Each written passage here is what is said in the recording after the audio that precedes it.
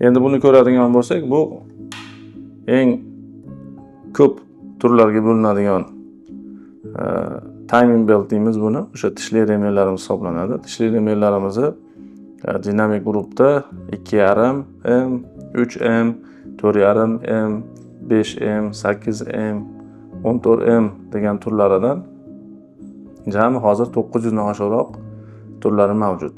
Chunki bu qolipda quyiladi. O'sha qolipda quyilgandan keyin nomerlari alohida bo'lib o'zgaradi. Mana ko'rgan bo'lsangiz, tishlari bir-biriga o'xshashi mumkin, lekin ishlatadigan joyiga qarab turib u ajraydi mana. Bundan tashqari bu ploskiy remen deymiz. Mana buni ham ko'rsatadigan bo'lsak, ploskiy remen. Buni ikki xil turi bor. Ichida poliamidligi bor, hamda ichida PVH deb qo'yadi. O'shunaqa sistemada ishlatilgan mana ichida materiali bor, o'zida kley bor.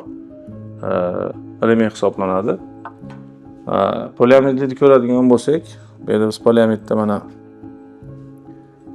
ko'radigan bo'lsak, ichida maxsus poliamid qo'yilgan, ustiga XNBR rezinadan qo'yilgan. Bu shu ishqalanish oqibatida poliamidni yemasligi uchun, poliamidga o'tib ketmasligi uchun spesial qoplama qilingan siqqa chidamli.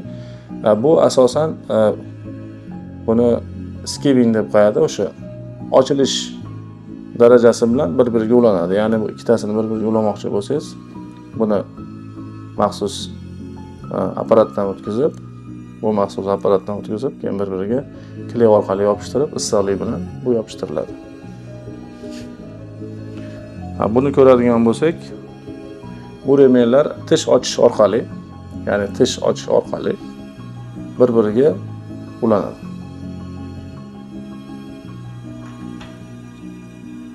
TFL 22-30 oladigan bo'lsak, buni tish ochasiz.